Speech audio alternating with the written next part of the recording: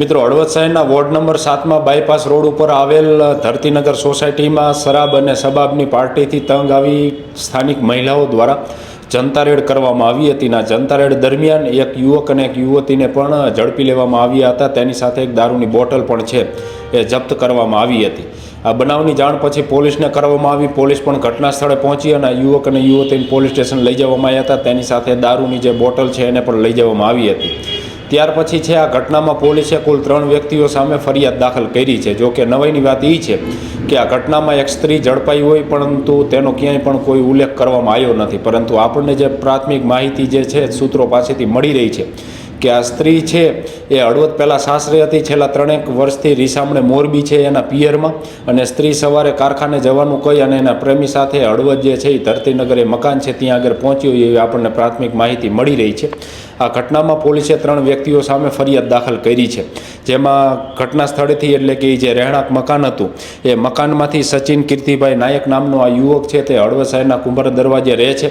એને પણ ઝડપી લીધો હતો. ને ત્યાર પછી દારૂની એક બોટલ છે એ પણ ઝડપી હતી ને પોલીસ જે ફરિયાદ દાખલ કરી છે તો 200 મિલી એટલે 200 ગ્રામ જે દારૂ છે એ દારૂ ઝડપી લીધો છે. અને આ દારૂની બોટલ છે એ રાજભા લીંબોલા જે ઘનશ્યામપુરના છે તેની સાથે એક વ્યક્તિ છે અંકિત નરેન્દ્રભાઈ બાવાજી જે હળવદમાં રહે છે, એની પાસેથી લાયા એવી માહિતી મળી રહી છે. આ મકાન છે એ રાજભાનું હોવાની જે કંઈ પ્રાથમિક માહિતી છે મિત્રો એ મળી રહી છે. એટલે કુલ આ 3 વ્યક્તિઓ સામે પોલીસે ફરિયાદ દાખલ કરી છે. અંકિત જે છે તેની સાથે એક રાજભા છે, આ બંનેને ફરાર દર્શાવ્યા છે. અને આ સચિન જે છે એને તો ઝડપી જ લીધો હતો.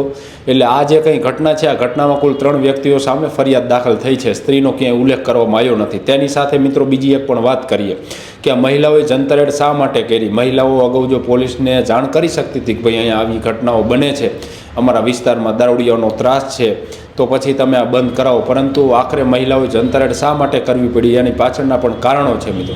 કારણ કે આ જે સચિન છે મિત્રો એનો આ વિડીયો પણ તમે જોઈ રહ્યા છો. આ વિડીયો ગઈકાલનો નથી પરંતુ 3-4 મહિના પહેલાંનો છે.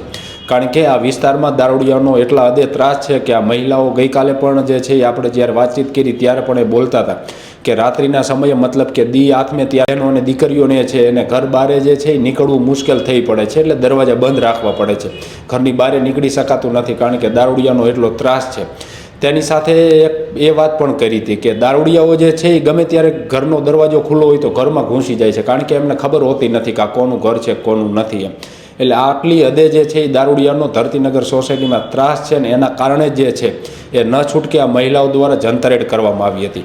આ સચિન છે તેને અગાઉ પણ ત્યાં સોસાયટીમાં દારૂ પી અને લથડિયા ખાઈને ધૂળમાં આરોટતો હોય એવો એક વિડીયો પણ છે. એ પણ આ વિડીયો તમે જોઈ રહ્યા છો. આ વિડીયો 3 મહિના જૂનો છે. એટલે 10મા મહિનાનો આ વિડીયો એવી માહિતી છે. ને એ સમયે પણ આ સોસાયટીની મહિલાઓ દ્વારા પોલીસને જાણ કરવામાં આવી હતી અને આ સચિનને પોલીસને સોંપવામાં આવ્યો હતો. પરંતુ કોઈ પણ પ્રકારનો કોઈ સુધારો થયો નહીં. અને જે રીતને ત્યાં આગળ પાર્ટીઓને થતું હતું એ પાર્ટીઓ રાબેતા મુજબ ચાલુ રહેતી. અને એના કારણે જે છે એ ગઈકાલે એટલે કે 24/1/2026ના રોજ એ સ્થાનિક મહિલાઓ દ્વારા જનતા રેડ કરવામાં આવી. એટલે હવે જોવાનું એ છે મિત્રો કે આ સોસાયટીમાં દારૂડિયાઓના એનો ત્રાસ જે છે એનાથી આ સોસાયટીના રહીશો છે એ મુક્ત થાય છે કે નહીં. આભાર મિત્રો.